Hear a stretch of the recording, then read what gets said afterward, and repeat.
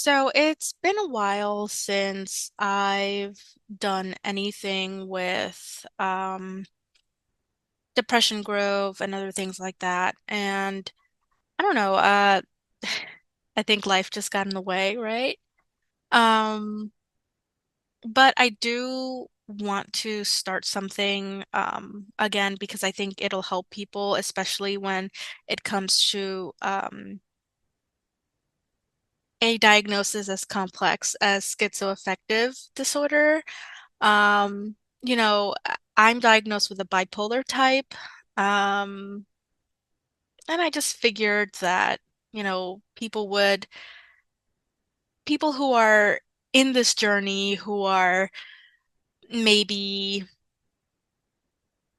questioning their diagnosis, their current diagnosis, and want a second opinion or other things like that. Um, I just wanted to explain um, my journey. I've dealt with a lot of, to put it nicely, incompetent doctors. I've dealt with a lot of really good doctors. And I mean, it's just been a giant journey, a really big journey going from one diagnosis to another diagnosis to I can't help you to you're too complicated. Um, and I just want to cover that, and I just want to uh, see if anyone else connects with it, right? So, if you've had to deal with anything that I speak about today, or if you have to go through the same things that I go through on a daily basis, or should I say on a monthly, whatever basis, right? Um, Definitely leave a comment and I'll reach out, maybe make another video, who knows, right? This is all very casual. I'm not going to make it a schedule. I'm not going to be recording weekly, daily, whatever. Um, I think I just wanted to um make a little video because I just sort of got re-diagnosed with schizoaffective. Um, After really doubting the diagnosis of my last psychiatrist, and we'll go into that too. So I mean, I guess I have to go backwards, right? Where it all began. Um, it was 2014, just recently graduated from uh high school, just entered college. First semester, sort of okay. Towards the end of that first semester, I get extremely depressed. I mean, so depressed. Yes, we are going to talk about suicide ideations and stuff, so I will put a trigger warning in the front. Um, but yes, um I started experiencing a lot of suicidal ideations, a lot of just not wanting to be in this world anymore, right? Um, I mean, I was extremely sad and depressed, and I kept having these thoughts of just harming myself, of maybe I should open this window and jump out, of maybe I should do XYZ or do ABC. And that wasn't normal, so I decided to go get help. And the first thing that I did was go to the um, psychology behavioral health department that they have for help, the counseling they give in colleges to the students. Um, Went to get counseling. The therapist that I saw diagnosed me with depression and anxiety, and he said that I would benefit from group therapy. So I decided to go to group therapy. Why not? I met a lot of different people there. I met people who were dealing with all sorts of things that I may or may not have gone through, right? And it was just always a different experience with the same group. And it was really nice to sort of just connect and get to know people who just sort of are living through it, right? They're dealing with the sadness or dealing with the loss of somebody or dealing with chronic health issues. Um, And that, just opened up um, sort of like a nice little community for me. Um, the second semester that I stayed in school, I could not, for the life of me, keep going. I mean, I kept pushing through until there was a month left in school, and I literally just said, I can't do this anymore. I was failing all of my classes. I did not feel like I just was doing a good job, and I didn't want my GPA to suffer. And so my therapist on the school and the counselor, he said, you can withdraw medically and you'll just get W's, but it won't be affecting your GPA. Maybe that's the route we should go. I thought about it. I said, you know what? I can't keep going this way. So I medically withdrew. I did end up with loans, because that's what happens when you get financial aid and grants and stuff and you don't finish, you have to pay it all back, right? Um, so I did end up with some loans, but that's okay. I think it was worth it, um, because I got this ability to just rest my mind, rest my body, just not have to worry about classes, not have to worry about anything. I felt safer at home. I felt like, uh, I felt like I wasn't going to harm myself. And if I did, there would be people who were there to help me, like, my family, who was going to be able to take me to a hospital if anything were to happen. Um, I eventually developed some health issues, chronic health conditions, and that's a whole different video for no, another day. But they do affect me mentally and emotionally, and they exhaust me. So, on top of all of that, I was dealing with just all of the chronic health stuff. Um, I went back to school actually in 2016. I decided that I wanted to go to school. I was going to study music. I just wanted to do something that was something that I loved, laid back. Um, I eventually started working at the college that I was in, um, doing audio. It was really cool. I really enjoyed it. But in 2018, I had an anxiety break. Um, and then I had to drop out of school, but I kept my job.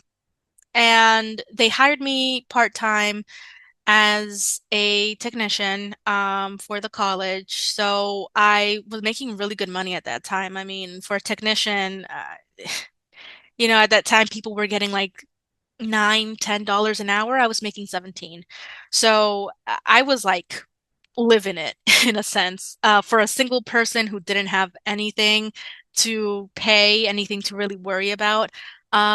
I was doing a really good job, and then suddenly my body just gave out. I started seeing um, numbers and letters flipped. I started seeing words that weren't there. I started blacking out. Like literally, I would stand up and everything would go dark. I got nauseous, like on the verge of throwing up, kept gagging. Got dizzy. I couldn't stand up straight. Basically, I couldn't do my job. So I went to an ENT. They said, you know what? You're perfectly healthy. You're fine. Like, there's no ENT issue going on, so I don't know why you're dizzy and having all these weird symptoms. You know what? I think you need a break from your job, really. I'm going to give you a week off. So they wrote me a script, they gave me a week off, and I took that week off. I felt great, honestly. I felt like nothing was wrong. All of the symptoms went away. So I went back to work and all the symptoms came back. So I said, okay, this is really weird. Maybe it's mental, maybe it's psychological. So I went to a therapist who at the time evaluated me and said, your issues are too complicated for me to handle. You have immense anxiety, but on top of that, you have depression with psychosis. And I was like, excuse me? And she's like, yeah, you've told me that you see things. And yes, at that time I guess I had gotten so stressed out that I started seeing things like these little spiders and stuff and figures and things from the corner of my eye. So outside of the different words and letters and numbers that weren't there. So she's like, you have depression with psychosis, and your depression is too severe for me to handle. I think you need to go to a psychiatrist. I went to the psychiatrist. They told me, you need to quit your job. I said, what? Why do I need to quit my job? They said, you are so stressed out. Your body is so stressed out that if you stay in this job, you are going to die. And it's not because you commit suicide. You're going to die because your body is telling you, it's giving you warning signs that it's had enough and you're not listening to it. I'm going to give you some medicine for the psychosis. He gave me this brand new medicine. This was around 2019, like late 2018, early 2019. He gave me this brand new medicine called Rexulti. Was not covered by insurance. There's no generic version of it. Brand new medicine, like couple years, maybe like 2 years old at that time. Um, and I said, okay. Um, I guess I just had it with all the crazy symptoms, and I just had to leave my job. And Rexulti worked so well, but it was not covered under my insurance, so I couldn't take it. And because I couldn't take it, I went back to how I was with all the symptoms. I had to leave my job. Um, I went to intensive outpatient therapy again. This is the first time I went to intensive outpatient therapy. Um, I had to leave my job. I couldn't work. I was just unstable. I was so unstable that I just couldn't do it. I couldn't even do the 5 day intensive outpatient therapy. It was too intense for me. It was every single day, 8 hours. I just couldn't handle it. I was breaking down. I was having suicidal ideations constantly, every single day, planning, planning, planning. That was all that was in my head, just planning. How can I do this? How can I do this? Maybe when he turns his back, like my fiance, I was living with him at that time, and I was like in with my family. And it was like, maybe when he turns his back or when he goes to work, I'll do it. And it was just intense. So they said, okay, well, I think you need to go on disability. So I applied for disability and I was so just bad. I mean, I usually you might have tried to apply for disability before for your mental health. I have heard the horror stories of just trying to get to disability and getting declined and declined and declined over and over and over, even though your um symptoms are severe enough, even physical issues that outside of mental health issues, like they usually people get denied the first time around, the second time around. You need a disability lawyer, blah, blah, blah.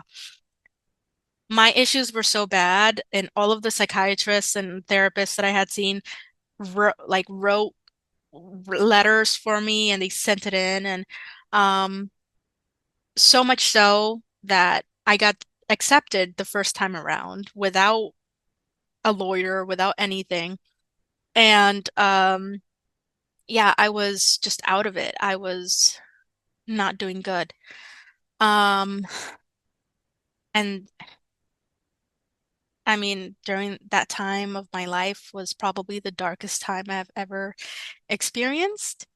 Um, and people, I mean, doctors were still saying, "Oh, you have depression with psychosis. Oh, you have depression with psychosis." Um, and then I went to this different um psychiatrist and I said, "Okay, something needs to change. Already inpatient once. I don't think my thing is just depression with a separate psychosis symptoms. Um, I think it's more complicated. And I look at this thing. I had run across this diagnosis of schizoaffective bipolar type. And I said, oh, well, schizoaffective in general. There's two different types. There's uh, the depressive, I believe, and then there's the bipolar. And I said, a lot of this sounds like me. That's really weird. It fits the bill pretty well. So I said, okay, well, maybe I should discuss this with my psychiatrist because um, you know, it's not a very common diagnosis that you give to people. So I want to know if they've thought about it, at least just thought about it. Well, before I could even bring it up, I just asked, "What's my diagnosis?" And she's like, "Schizoaffective bipolar type." And I'm like, mind you, before this, I had been diagnosed with depression. First it was anxiety, then it was depression, then it was depression with psychosis, then it was bipolar 2, then it was bipolar 1, then it was back to depression with psychosis, then it was because lithium wasn't working. And they were just juggling me around in this little diagnosis bubble and it just didn't work. Um, so when she said that, when she said it's schizoaffective bipolar type, I was like, this is what I had all along, and you didn't tell me, but also the thing that I had run across was literally what you diagnosed me with. Very interesting. Um, it goes to show that you know yourself best. Not saying to self-diagnose, don't self-diagnose. I'm saying that if you run across something that you think you might have that fits the bill very well, discuss it with your doctor. See, have they thought about it? Literally, that's really the only thing that is important. Have they thought about it? Did they tr test you for that? Or did they consider that? And if they haven't, then, well, it's something new to discuss, right? But don't go about it as, oh, I have this. No, you don't. You're not a doctor. You're not a psychiatrist. You don't know. It's just, this fits the bill pretty well. Have we thought about it? Just it, right? Um, but yeah, so she diagnosed me with schizoaffective bipolar type. Um, she retired, so I had to go find a different doctor, psychiatrist. They also confirmed schizoaffective bipolar type. And then I didn't really like that psychiatrist. They were pill pushing a lot. Um, and so I found a new psychiatrist, and this psychiatrist said, "Great news, you don't have schizoaffective bipolar type." I said, "Oh, that's new." Um, because after during this time, it was already years that people had accepted that I had schizoaffective bipolar type. So I go to this um I go to this new psychiatrist and he's like, "No, you have complex PTSD." And I say, "I don't think that fits the bill." I'm not sure, but I'm not a doctor. So what is your reasoning for giving me the complex PTSD diagnoses? And he's like, "Well, your childhood um sort of screams like you have PTSD. And um because it's complex, you can have a lot of other symptoms with it that aren't typical for PTSD." And I said, "Okay, so does that cover the psychosis and the delusions and the this and the that?" And he's like, "It's complex. So it can very well cover all of that." And I said, "I think I would like to get reevaluated." Really. Um, because it just to try and stretch a diagnosis to say it involves all of these things that you'd never experienced, or should I say that you have experienced, but it doesn't really fit the bill of PTSD, but because we're adding that label of complex in front of it, now it fits all of it. That doesn't make any sense.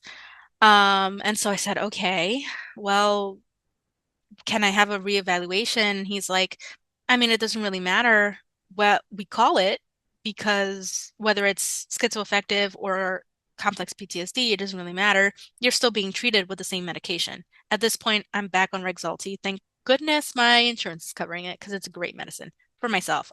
I'm not pushing this medicine.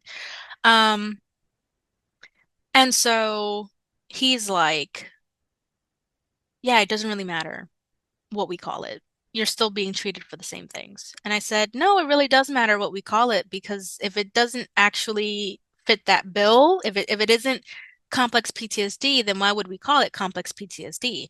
That's not, people don't get, diagnosed with, I don't know, asthma and you're calling it cancer. That's not how that works. And why would we treat mental health differently than we treat other conditions, right? So eventually he stopped taking my insurance, so now I'm at a different psychiatrist. And I asked the psychiatrist, "Hey, I want to know if this is the right diagnosis. Is it complex PTSD or is it schizoaffective?" Well, he tells me, "What's your childhood like?" that you told him. And I told him, and he's like, "That doesn't really fit the bill. You're not having flashbacks, you're not avoiding, you're not doing all of these different things that can be claimed as PTSD. So, especially complex PTSD. Complex PTSD is very rare and is new, and we don't really give that diagnosis just to give it out. Um, so he said, you actually really do sound like you have schizoaffective bipolar type. I really think that's what you have. Um, so now I'm back again with schizoaffective bipolar type.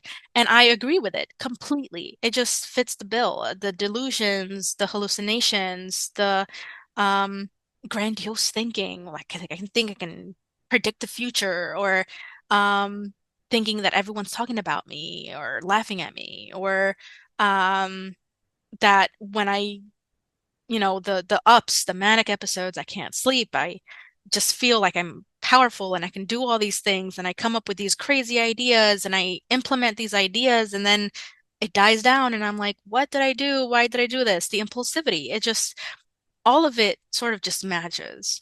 And it's just really interesting how you can go from one thing to another to another to another. And yeah, it's been a journey.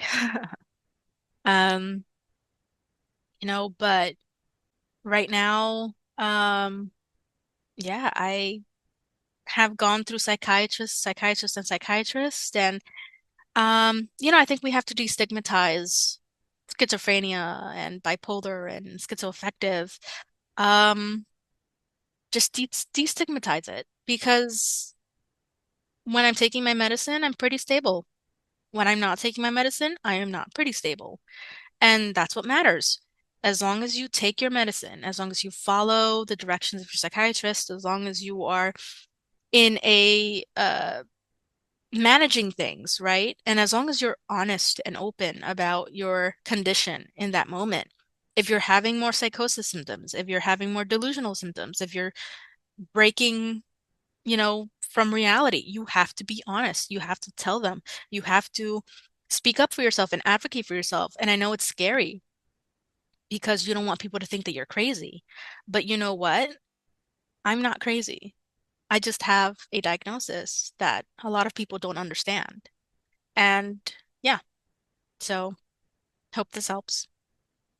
We'll see. We'll see about the next videos.